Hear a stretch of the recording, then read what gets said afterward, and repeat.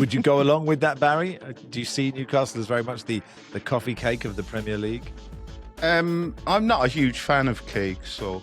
Hello and welcome to the Guardian Football Weekly. So it'll be an Arsenal-Man City Carabao Cup final after 97 minutes of this isn't over, so I need to keep watching on Tuesday. City put everyone out of their misery after 7 minutes last night. 3 up at half-time, and it really was time to stick the traitors on. But it does mean the two best teams in the country meeting at Wembley in March, if City are one of the two best teams right now. City will have to be good this Sunday if they come up against the Liverpool side who played the last hour against Newcastle at the weekend. Arsenal have the chance to go 9 points clear the day before, home to Sunderland, while just about still in it, Aston Villa go to Bournemouth. Big games at the bottom. Burnley, West Ham in the battle to be the least miserable team in Claret, while just above them Leeds play Forest. And there's Man United going for 4 in a row at home to who knows what to expect Spurs. We'll discuss Ronaldo going on strike, answer your questions, and that's today's Guardian Football Weekly. On the panel today, Barry Glendenning, welcome.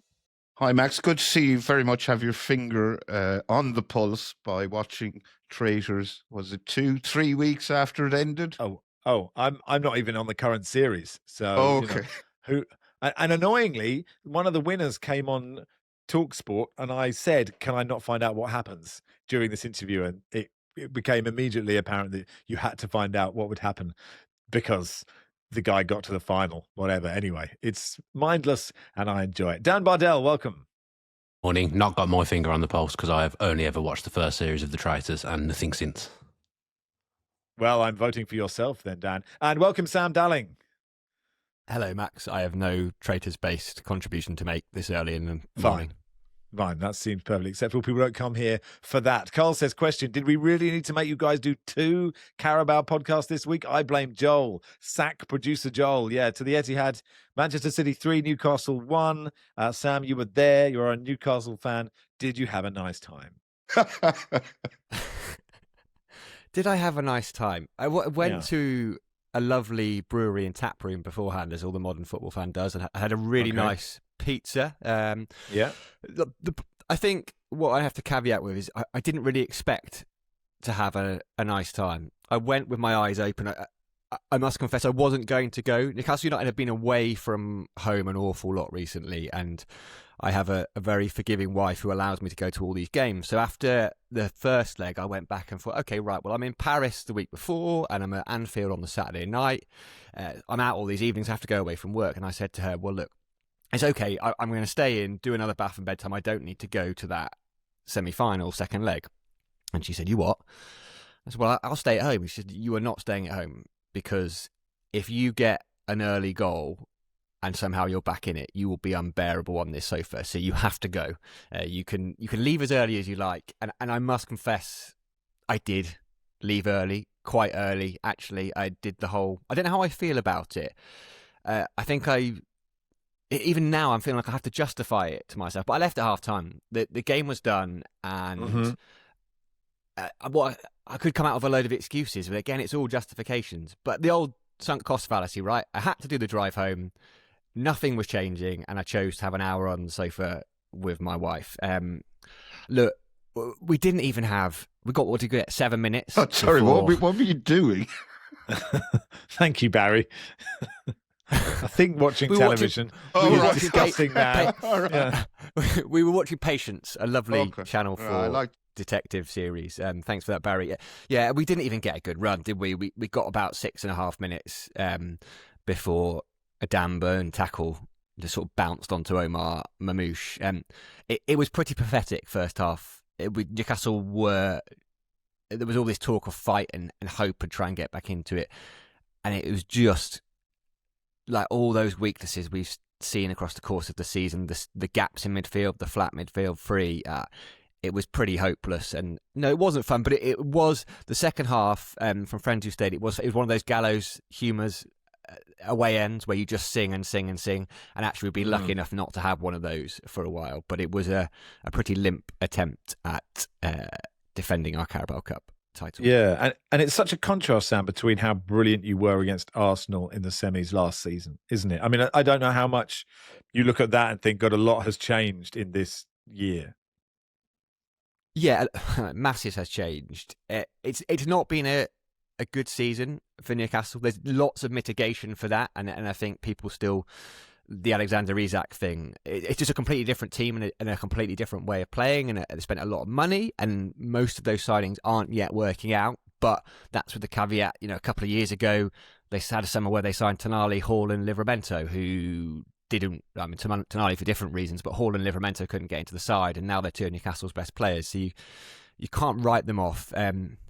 Newcastle this season, they're a bit like coffee cake, right? They sit on the shelf, they always look appealing, like you think, oh, I like coffee, I like cake, so I'm going to have that again because it's going to taste really delicious, and there's lots of icing on it. And most of the time, when you bite into a slice of coffee cake, you're pretty disappointed, right? It's always drier than it looks like it, and you sort of regret, and you look at the carrot cake and the chocolate cake and think, I wish I had that. And yet next time you probably go for the coffee cake again. And occasionally you get a really good coffee cake, right? So we had, second half against PSG, first half against Chelsea, 40 minutes at Anfield. And those good bits of coffee cake keep you going back for more ultimately bad coffee cake. And that's Newcastle United this season, whereas last year they were entirely carrot cake. That probably is all you need to know about Newcastle United right now. I'm trying to think of tortured analogies that we've had on the pod, how much I enjoyed this one. Would you go along with that, Barry? Do you see Newcastle as very much the coffee cake of the Premier League? I'm not a huge fan of cake, so I don't have a view in that regard. Exactly. And neither football would listen and say, so it fits perfectly, in fact. The funny thing about this game is Newcastle were absolutely torn apart in the first half. The third goal City scored, where Reinders ran from deep, galloped past Sven Botman, ran almost to the edge of the Newcastle box without anyone getting near him. It was just comical, this gaping hole in the middle of the pitch. But they did have quite a few very presentable chances that they failed to take. I think I counted 6. And even if they'd scored half of them, they might have made a contest of this tie in the second leg, but they didn't take any, they took one of them, and it was kind of a bit too late at this stage. I suppose it's the only consolation Newcastle fans can take from the evening is that Anthony Elanga scored a really good goal, and it's the first thing I can remember him doing since signing for Newcastle. He's been very disappointing, so he might kick on the back of that. So they were torn apart. I guess City took their foot off the gas in the second half because the tie was done and dusted, and they tend to take their foot off the gas in the second half of games anyway, even if they're not done and dusted. That's been a weakness of theirs. But by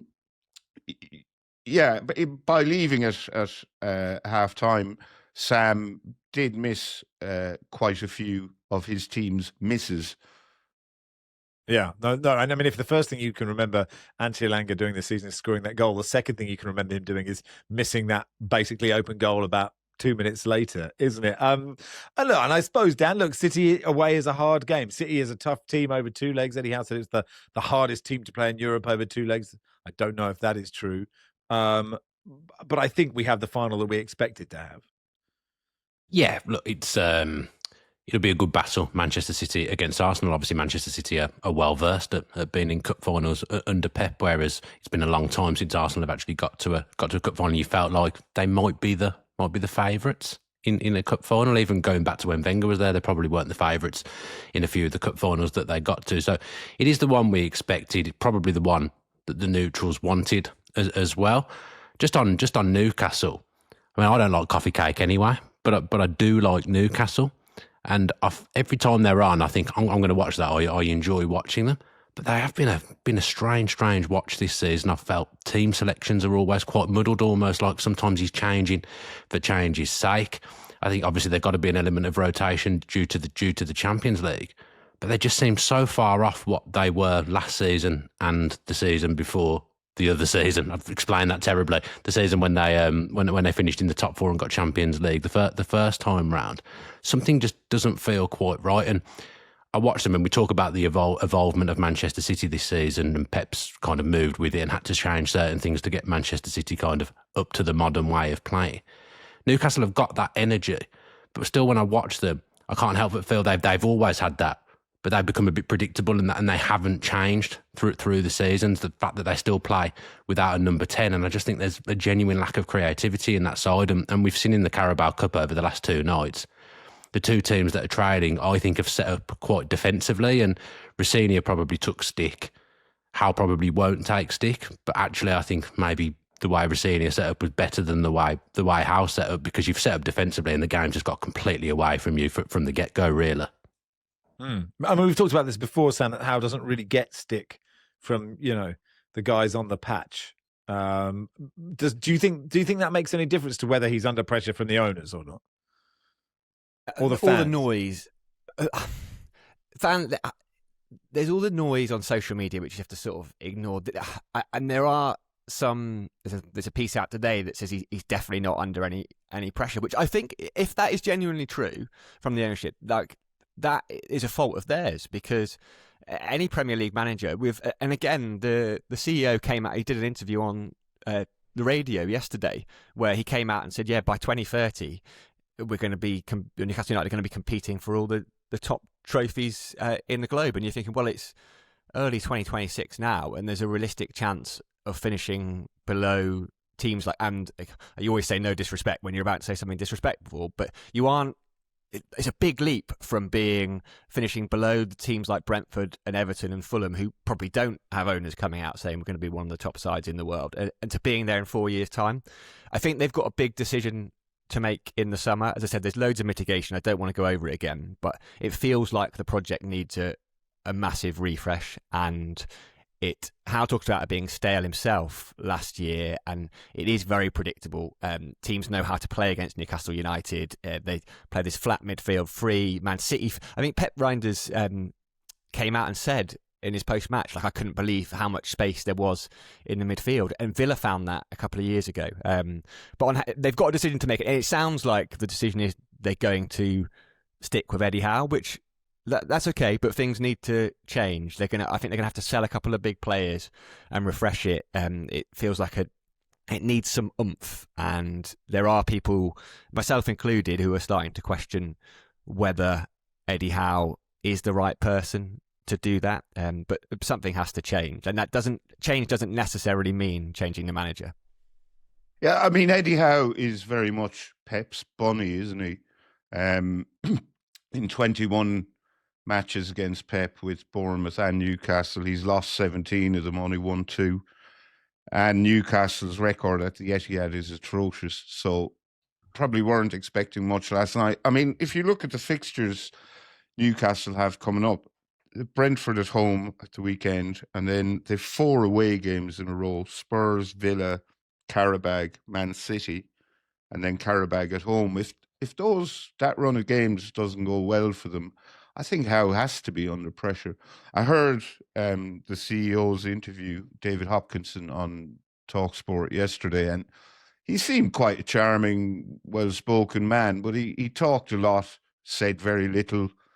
They haven't decided what to do with St. James's Park. They haven't moved forward with renovating the training ground. They don't seem to be doing much with regard to generating these extra revenue streams they really need to generate if they're to compete with the elite teams in the Premier League. So it wasn't a bad listen, but if I was a Newcastle fan listening to him talk, I would have been seriously underwhelmed by what he had to say. I mean, when you say that the players, they've got to sell a couple of big players, who's left to sell? Because Guimaraes, that stat that I think we were all really surprised about, that, Newcastle just don't win if he's not there, means that he's so essential. And of course, if you're missing him and Joe Linton in your midfield, it is different, right? And Voltemada, who started so brilliantly and is really fun and scored a couple of really oddly brilliant goals and was a sort of really exciting watch. It just hasn't quite clicked. Alanga hasn't clicked, and that can happen with recruitment. So I don't know who you're offloading for lots of money. But the Tonali to Arsenal links, it feels like that seed has been planted. And I think the two assets, you're right, Bruno Guimaraes, I'm not sure he's £100 million midfielder objectively, to the extent anyone could be worth £100 million, but to Newcastle United, he's definitely worth that much money. So it feels, and there's also this sense, and you never quite know, but he's got this connection and has almost settled and felt, right, maybe I can't go to one of the really, really big elite teams. So actually, I'm going to make myself an absolute hero here. And he does just bring something different to Newcastle. I think Tonali and Anthony Gordon are the ones that, I mean, they're probably not actively looking to sell them. I think their values aren't quite what they were at one point. The time when Gordon's head was turned by Liverpool during the Euros, he just had an absolutely fantastic season. There's a big element of the fan base that are sort of fed up of watching Gordon fail to deliver at the level that he seems to hold out that he's at. And Tonali, actually, he hasn't had he's a wonderful runner. He hasn't had a good game of football for quite a while. He's not, but again, all their confidence is down. Like, you can completely see the squad is drained. Yeah.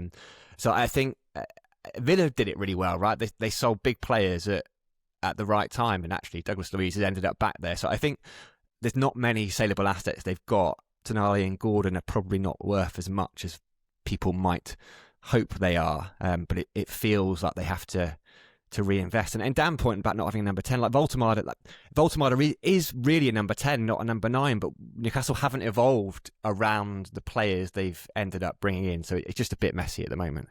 Ted says, would love to know the panel's thoughts on if a two-legged semi-final in the Carabao is truly necessary. And actually, Dan, there is too much football. And what we don't want is FA Cup replays going, for example, because that seems like a bad thing. But losing this is a two-legged thing. I can't see any issue with it whatsoever. So I don't think you can complain about the FA Cup and then come out and say we should get rid of two legs in the League Cup. Isn't that essentially the same thing? I know the FA Cup holds more tradition. No, because it's not about tradition. It's about the money that generates for small clubs. Whereas once you get to the semi-final of the Carabao Cup, it's not really It's money's money, but it's not going to change the future of Newcastle or Man City if this second leg happens. Would it go to a neutral ground, or would you just play one team plays at home, one team plays away? That's a good question. Oh, I like a Villa Park semi-final. Yeah, I do. It was no good to me anyway. I wasn't going to those games, but I liked a Villa Park semi-final as well. Yeah. Okay, but so you're happy to keep it? Yeah, I think don't mess with it. It's probably fair, isn't it, for each team to get to play at home in the Carabao Cup, I would say. But that might be an unpopular opinion. I don't know if it came across on TV, but there were an awful lot of empty seats at the Etihad last night. And that's not a criticism of Manchester City fans directly. It's just like this saturation of football, and I think they reduced the ticket prices, and the top tiers were probably half empty, and it looked like in bits that were empty, there were sort of blocks of people. So it almost like they'd gone to schools or groups and given them or sold them cheap blocks of tickets. And you just think, I know they're 2-0 up, but that's a supposedly major cup semi-final second leg. And I think people are just struggling with the pure amount of football that there is to go and watch and pay for these days. Barry, that's what we should have done to fill the top tier of the Troxy, isn't it? Give it to school kids. Busting school kids. Exactly. Baz, Marc Guehi can't play in the final, but Antoine Semenyo can. Competition rules dictate he had to have joined them prior to the closure of the winter transfer window or the first leg of the semi-final, whichever is sooner. So Semenyo signed 4 days before the first leg. Guehi arrived after the first leg, so Semenyo can play and Guehi can't. Do you have strong opinions on this slightly odd law? I don't, but Pep Guardiola does. He's baffled by the fact that Marc Guehi can't play in the final. He said he's going to get the club secretary to write to Carabao or the FA or whoever is in charge, but doesn't expect... to Alan Carabao. Alan Carabao. Yeah. Doesn't expect it to do any good. His argument is that, look, we pay Marc Guehi's salary, he's our player, he should be allowed play. And I kind of get what he's saying, but rules is rules, aren't they? If it was, it's kind of similar to that silly rule in England that says loan players can't play against their parent club. So we have a situation now at the weekend where the only player Burnley signed during the window can't play in the first game, that's Burnley game that he's available for, because he's not available for it, because it's James Ward-Prowse and they're playing West Ham. Anyway, also, Sam, you watched the other semi-final. You wanted to talk about the experience of watching the Arsenal game with disabled Arsenal fans. Yeah, the piece coming out, I'd gone first time a while back, and we did some filming this time, but had the pleasure of watching it with a chap called Thomas Clements, who's got cerebral palsy, and we went into the disability lounge again, and we followed him into the ground, and it's credit to what clubs are doing in terms of trying to make football more accessible for all the things that we take for granted, and just had such a good time with him. He hasn't let his disability hold him back. He's a PE teacher down in Bromley, goes to every Arsenal game, home and away, and to see, I mean, it's perfect. Like, right, when you're doing a film, the narrative of a 97th minute goal, capturing that celebration, and just, it was a privilege to be in there with him, to see how popular he is in the ground, and also to see how they celebrated it. Like, it was like the contrast between the half-empty Etihad and the Emirates, which was absolutely rocking, and that goal, it was a wonderful celebration, a perfect end, really, for, as I said, for the film, but just like wonderful to see how much it meant to him and to all those Arsenal fans. All right, we'll look out for that piece when it comes out. Have we talked to you about the Wolves kit man? Have we talked to you about the piece?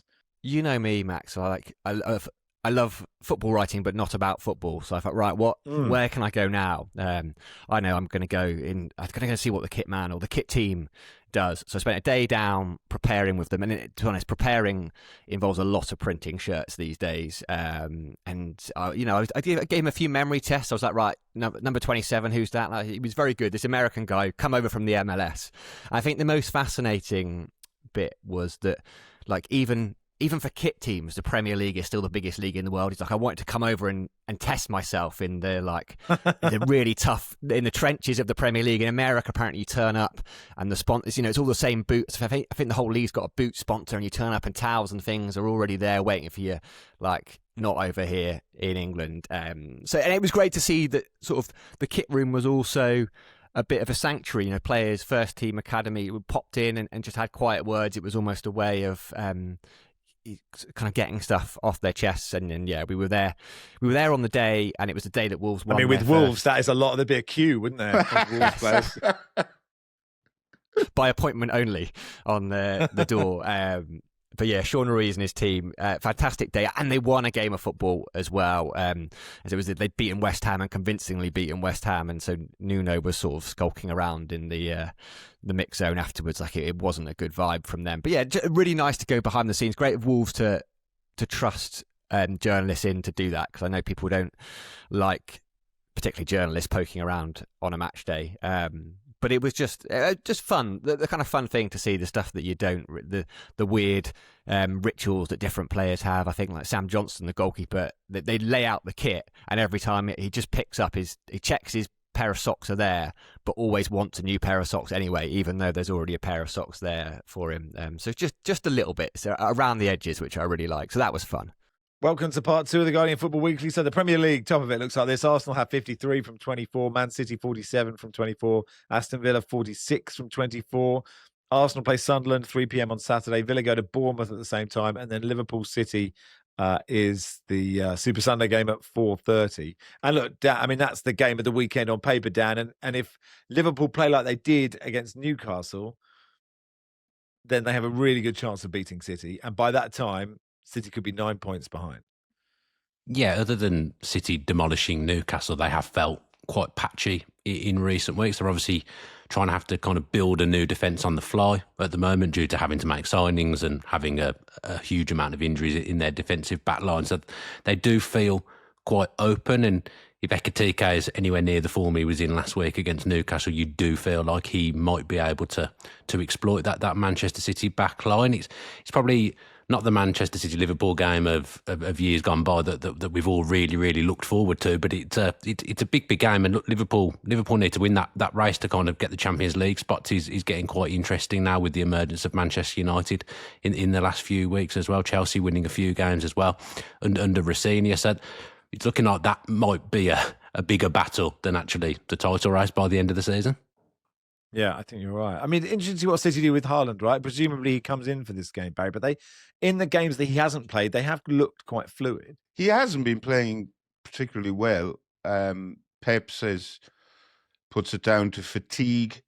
But I would expect him to start this game. But you never know with Pep. This could be one of these games he overthinks.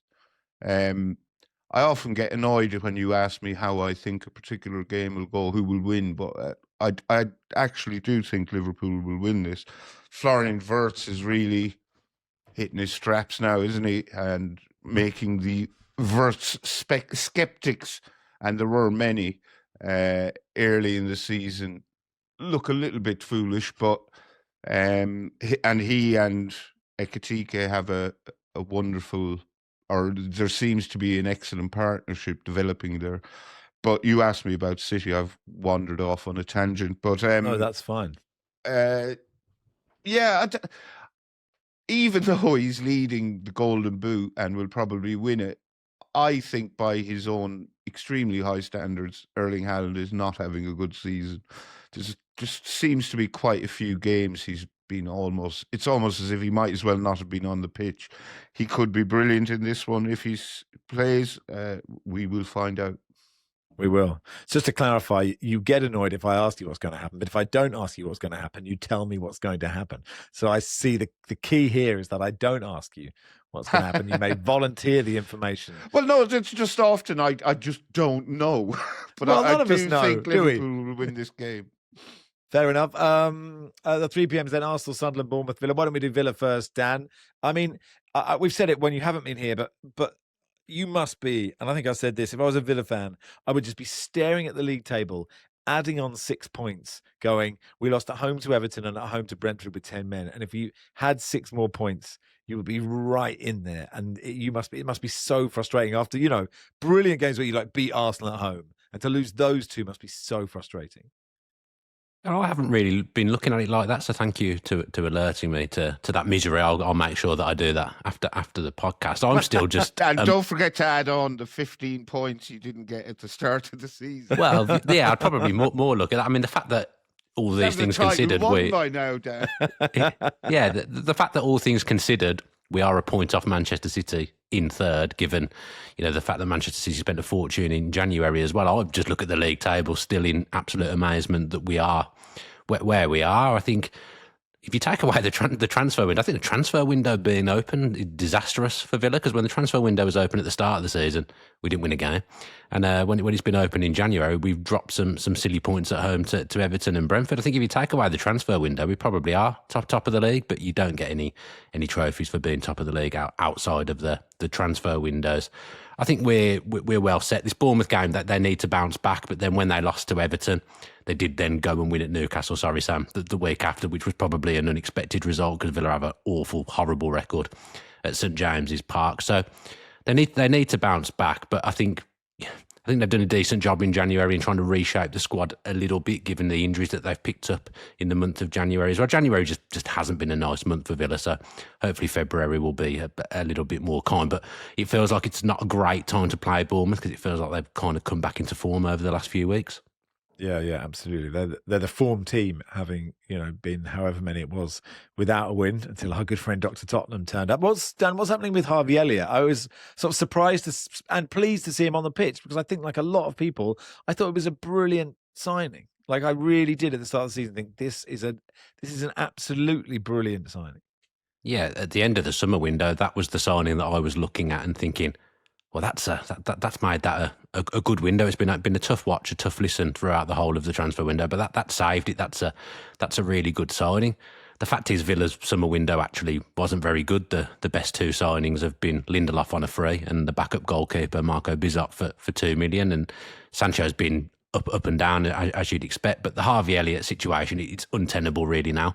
I'm shocked that we've got through January without something concrete happening with it. Villa and Liverpool have had discussions, depending on which local journalist you believe, and they can't really come to an agreement. But they're going to have to do something, because they can do it outside of the transfer window. Change this stipulation, because it's no good for Villa in the current situation. I don't think Villa come out of it smelling of roses. I think it's not right for Harvey Elliott that his career is completely stagnating, which there must have been certain assurances given to him when he arrived at Villa that there's no way he'd have thought that he'd have played this little. What do you mean by change the stipulation? As in either so Villa have to make it a permanent signing if he plays 10 games or something like that. So and Villa aren't going to do that. Right. So you think Liverpool should drop that, or there should be some sort of agreement? What should happen? Well, I think Liverpool have to pay a couple of £1 million to end the loan deal early, and they don't want to do that. Yeah, so Villa Harvey have to Elliott pay. is basically at a club who doesn't want him, and he's owned by a club who don't want him.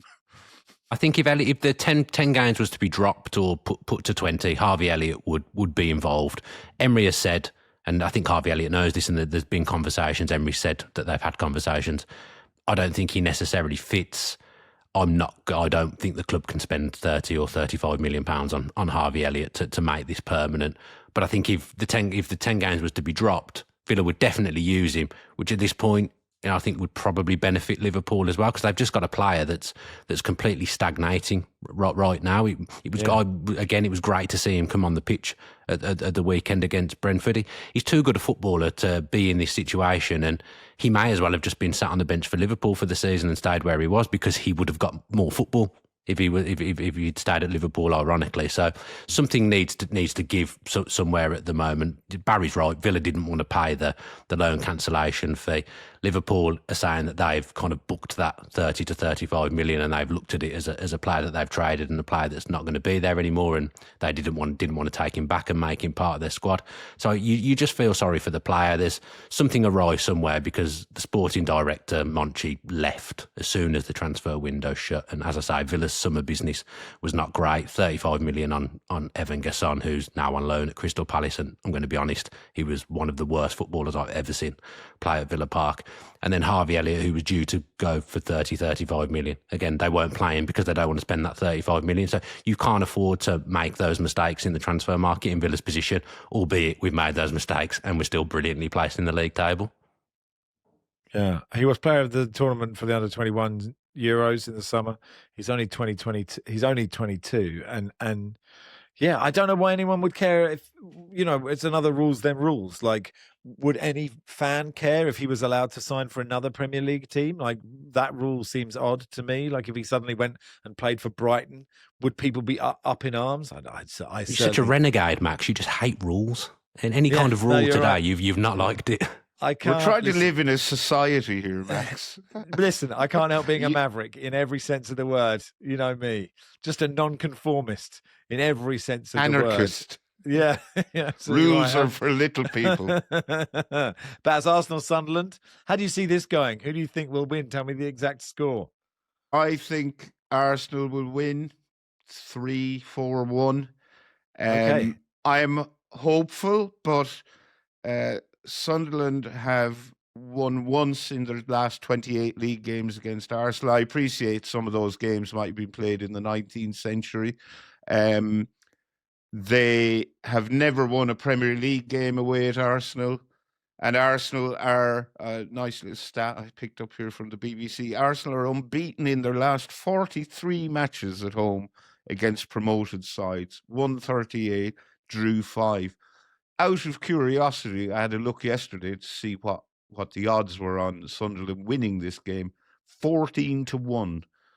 And I think I'm slightly insulted by that, but I can see why they're such outsiders. So basically you're saying if Arsenal Sunderland played 15 times, Sunderland would only win one of those games. The draw is about 4-1, 9-2. Look, Sunderland gave Arsenal a really good game at the Stadium of Light. Should have beaten them, I think. It was a 2-2 draw. I don't think Arsenal will be taking this game lightly. I think their fans will be a bit nervous about how good Sunderland are, because they would have looked at this as 3 points, a foregone conclusion at the start of the season. So I think Arsenal win, but I'd say they might have to work hard to win. Is Xhaka injured? Silva sad. He is still injured, I think, yes. He's missed the last 2 games, and I think he's out for a while longer.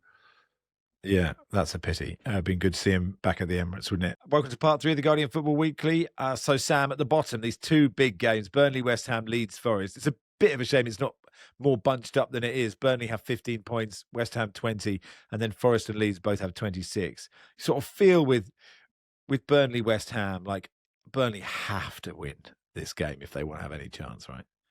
Yeah, and we've been saying this for a while about Burnley. I think, was it on Monday's pod that Barney was talking about Kevin at Fulham and saying how almost every team in the Premier League now has a player who is actually properly quality and might have been competing for a title in the 1990s. And I agree, almost every team, with the exception of Burnley, and they're just not quite there in terms of being at Premier League level. I saw them twice. I saw them against Newcastle, against Man United, and they had moments in the game, but there was both times, every time they got in those promising areas, they just had that lack of quality. And Ward-Prowse obviously has been brought in for set-piece quality, but as Barry said, he can't play.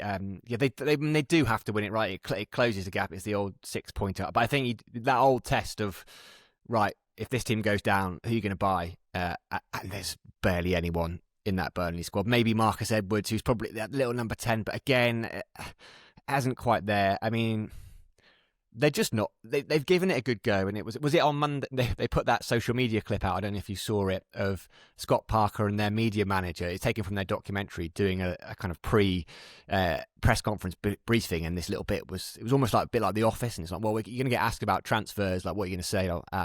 Not really much going on there, so not much I can say. And just thinking, who signed that off on deadline day when all the fans are crying out, you need to sign a striker, and your club social media has chosen that as the clip to use? Yeah, not much going on transfers. So I think, although to be fair, their James Ward-Prowse reveal video was absolutely, I think it was a Pulp Fiction ripoff where Samuel L. Jackson opens the suitcase and it's just James Ward-Prowse in there going, all right. And it was very good. So, maybe they were focusing on that and not quite so much on releasing bits of the documentary. How do you see Leeds Forest, Dan?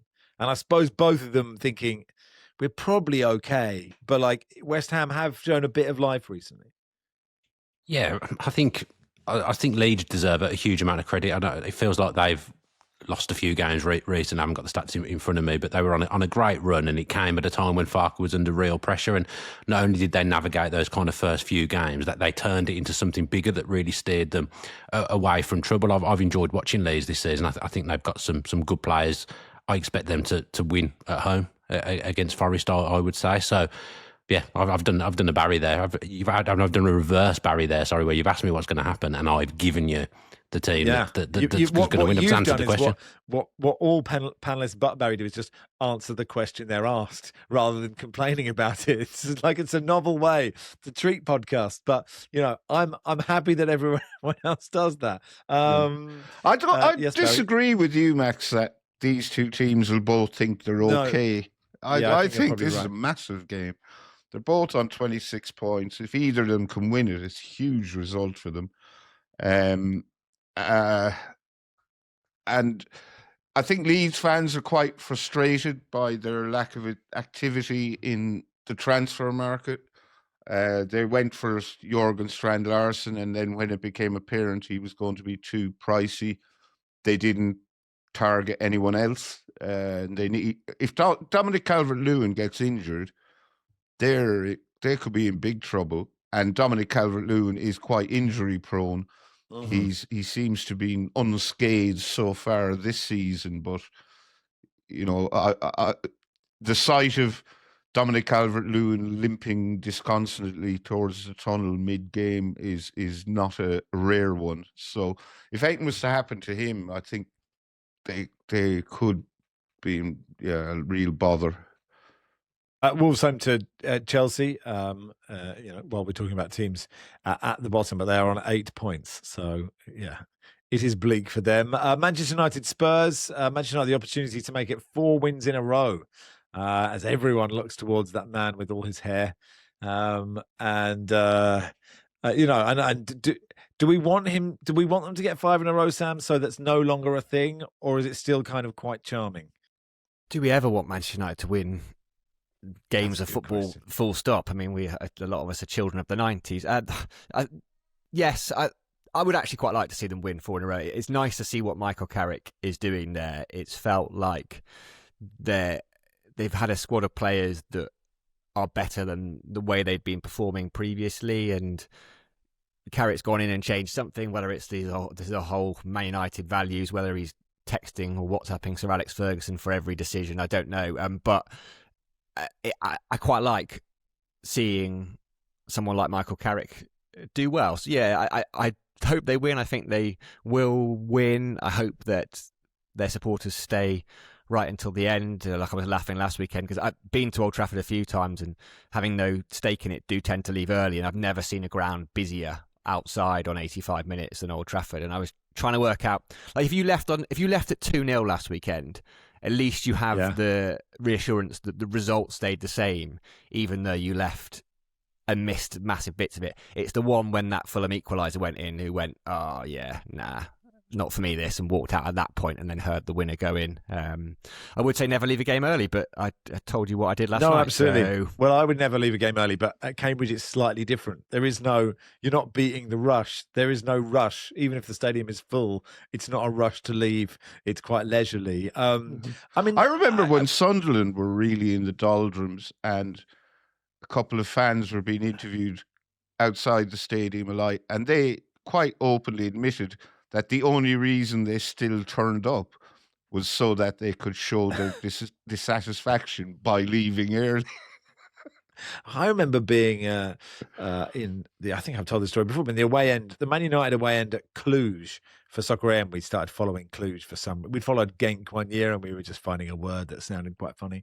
And we went to Cluj, and it wasn't someone leaving early because they were upset with the result. It was just, this guy was so drunk, and his wife was following him, and she said sort of disconsolately, could we at least make it to half time in one of these European games, as they walked out of the ground? You were like, all this money, and this is the thing you're going for. But, sometimes that isn't the thing. I can't remember who mentioned it, but this race for the Champions League spots, if we presume, Dan, that, Villa keep going and it's Villa, City and Arsenal, the top three, that you have at the moment Liverpool, Chelsea and Manchester United competing for these final two spots. That is really interesting. Yeah, and there's no Europa League to fall back on for teams this year to get a spot through the Europa League. I can't remember what happens if Villa were to win the Europa League. It doesn't go to sixth in the Premier League, does it? If Villa or if Villa were to win the Europa League, it does. Well, it did last year, didn't it? Yeah, there were six this year. There are six this year. Yeah. There'd still be six, but I don't know. There wouldn't be six because I think Villa would win the Europa League and finish in the top five, but then it wouldn't go to sixth place in the league. That's what I was trying to explain, but I think I explained it badly. So there's no teams that are in this race really, other than Villa, if they were to have a disaster in the league, that if they win the Europa League, they've kind of got that safety net now. So that makes it a really exciting battle between. I'm not going to discount Villa because it will make me seem cocky and arrogant, and then that might look bad for me come the end of the season. But there's other three teams fighting against each other. Champions League is massively important. For Manchester United to not be in Europe is huge, and to be in the Champions League would be, I think they wouldn't have expected that maybe at the start of the season. So to get back into the Premier competition for them is massive. Chelsea, with all the money that they've spent and their ambitions, they actually absolutely have to be in the Champions League as well. And Liverpool would have expected to qualify quite comfortably this season, I would imagine, given the players that they bought in the summer and the season they've had before. So like I said earlier, I actually think come the end of the season, that will be more exciting than the title race, potentially. There's some big teams in and amongst it, and Villa are the disruptors right now. Maybe Spurs can do to Chelsea what Chelsea did to Spurs in 2012, was it? I can't remember, where, because Chelsea won the Champions League, Spurs fell out of the Champions League. So Spurs have to win the Champions League, which I firmly believe is almost certainty. And then whoever comes fifth, I think, drops out. Anyway, who knows what Spurs will turn up at Old Trafford. Newcastle, Brentford, Sam, how do you see that? I see it going well. It's weirdly become, probably, of all the fixtures we've talked about, all these away trips Newcastle have got, Brentford at home is arguably the biggest one of all. It's become the sort of, in inverted commas, must-win game. Brentford having this wonderful season that I don't think many of us predicted under Keith Andrews, and it worries me, actually, as a Newcastle fan. The form at home, it has been pretty good. They've lost a couple of games to the bigger sides, but Brentford coming, maybe it's the game Johan Visser finally shows up in a Newcastle shirt. Doesn't look like there'll be any Anthony Gordon, but as Barry said, Elanga has done something, and he maybe just needed that confidence boost because he's got to be a better player than he showed for the first 4 or 5 months of the season. Maybe he just needs something to go his way. But Brentford, and every time I see Igor Thiago up front for them, I'm just more and more impressed. He feels like this hybrid old school centre forward, but also able to play with pace and play the modern way. So him against that Newcastle, we don't know if it'll be a back 4 or a back 5 yet. It's been playing back 5 in recent weeks. Brentford worries me. I could quite easily see them taking 3 points at St James's Park. Barry, any strong thoughts on Fulham, Everton or Brighton Palace? Well, Brighton Palace obviously is a big needle match. Palace are in something of a crisis, and I think if Brighton don't beat them at home, you have to think Fabian Hürzeler is on thinnish ice. I mean, I think it's their last 11 Premier League games. Brighton have only won 1, but they've drawn 6 of them. Is that good enough? Probably not. And Hürzeler, you know, they've drawn games they should have won. They've drawn games they could have easily have lost. But all those draws has to be getting pretty tedious for Brighton fans. Maybe, I don't know if it's because they're so nice. But Brighton fans, you don't tend to hear them complaining very often compared to fans of other teams. But I think if Brighton were to lose this game, there might be murmurings of discontent about Hürzeler if there haven't been already. I predicted Brighton would break into the Champions League places at the start of the season. So I've been very disappointed with them so far. And they did some interesting / weird business during the January window. Brajan Gruda's gone out on loan to RB Leipzig. And I thought he was a decent player. He seemed to get quite a lot of game time. Maybe I'm mistaken. Tommy Watson, that young fella who scored the playoff final winner that got Sunderland promoted, hasn't worked out for him so far at Brighton. He's gone on loan to Millwall, I think.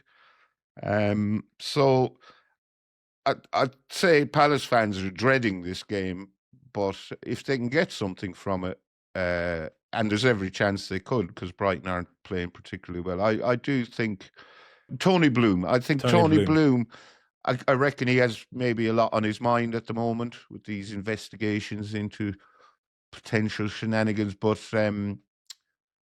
he might start losing patience with Hürzeler. Like he lost patience with us, unless we're allowed back in. I don't know. I don't know. Who knows? I don't know. Jim says, not a question. Kudos to the EFL for their Every Minute Matters campaign. It's subtle enough not to make any practical difference, but significant enough to make you wonder why a game's kicking off a minute late and then look up the reason. 36 EFL fixtures from today to the 9th of February across all 3 EFL divisions will kick off a minute later than scheduled. As this is from their website, a stark reminder that every minute matters when it comes to performing life-saving CPR.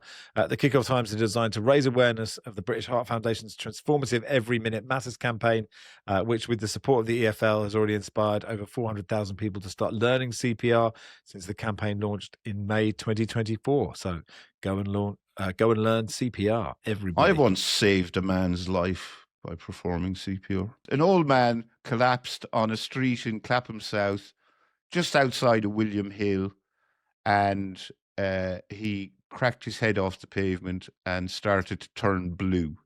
So, which is never a good sign. So right. I cleared his airway and performed CPR and got him going again. And then someone in the bookies called the ambulance, and they told me I was a great man. Speaking of old men, Cristiano Ronaldo's future at Al Nassr is at risk. He's refused to play in their last 2 games. He's thought to be unhappy with the lack of recruitment there. He's apparently frustrated that other PIF-owned clubs, particularly Al Hilal, are favoured by PIF and are investing more into those squads. Particularly Ronaldo was angry when they signed Karim Benzema. Where would Benzema fit into the Al Nassr front 4 of Ronaldo, Sadio Mane, João Felix, and Kingsley Coman? It does feel like he's throwing a bit of a tantrum, says producer Joel, about them not spending any money while they spend all their money on him. He's paid £177 million a year.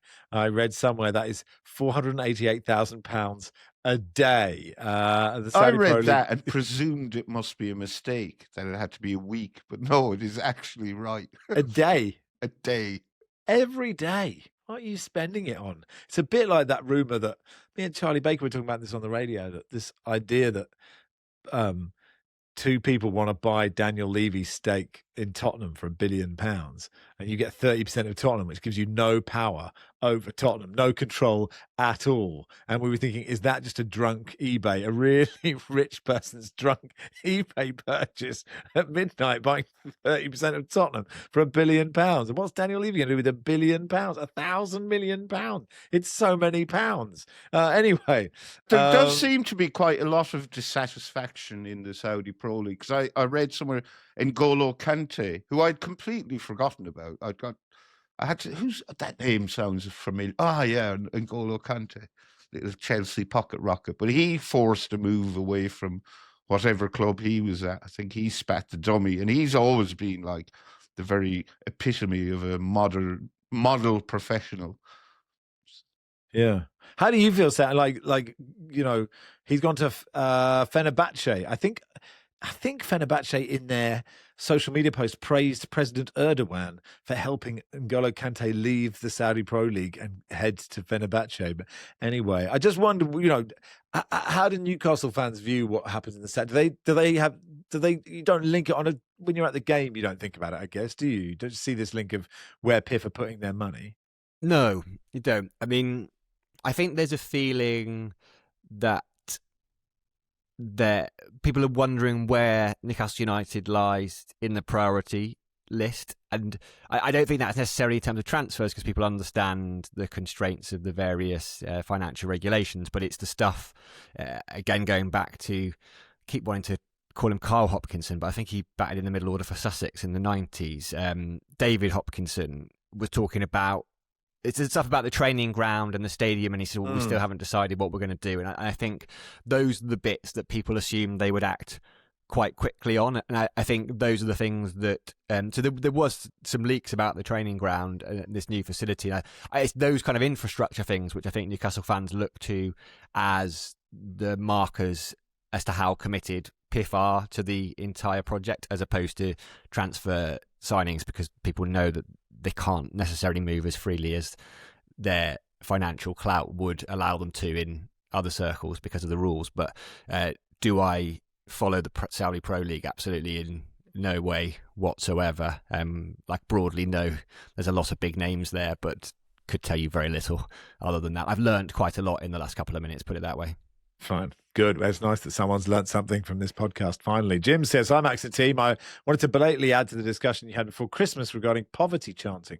And Max's response to not being really aware of these issues while on the terraces at Cambridge. Cambridge is one of the most unequal cities in the country, has huge homeless community. Last year, a local homeless charity, Winter Comfort, supported 800 individuals in the city who are either homeless or at risk of homelessness. Later this month, Winter Comfort are joining forces with Cambridge United and the Cambridge United Foundation for the Sleep Out for Cambridge, a sleep out challenge at the Abbey Stadium. Director of Football Mark Bonner is taking part. Fans are invited to join in. Registration is still open.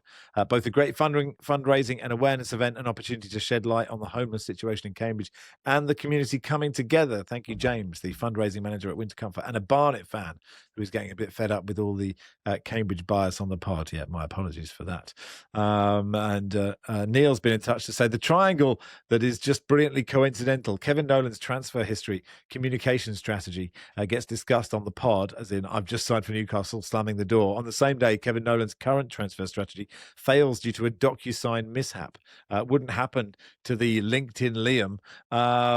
Yes, so on transfer deadline day, two of Northampton's targets, Kevin Nolan, the manager of Northampton, two forwards slipped through his grasp, apparently. They'd agreed a deal. One of the players in question wasn't able to travel to the club's training ground in time, so was sent forms via DocuSign to complete, which he forgot to do. We were gutted. One was because a Premier League club didn't want to let their lad out, and one forgot to sign the DocuSign we sent. he told BBC Radio Northampton following Tuesday's 2-2 draw at Barnsley. I mean, basically, send anyone a DocuSign, they will just click okay, without reading anything. Anyway. They always go to junk mail in my experience, so it might have been a case of he didn't check his junk mail, which has obviously killed him at the death there. Sure, but I guess surely his agent has said, have you got the DocuSign from Northampton Town? Maybe check the junk folder. Maybe if we all check our junk folder, Kevin Nolan's tried to sign all of us. And none of us know. And now we have to get a new link. Send us a new link. I Kevin. saw his offer, but I just don't want to go to Northampton. It's fair enough. Anyway, that'll do for today. Thanks, everybody.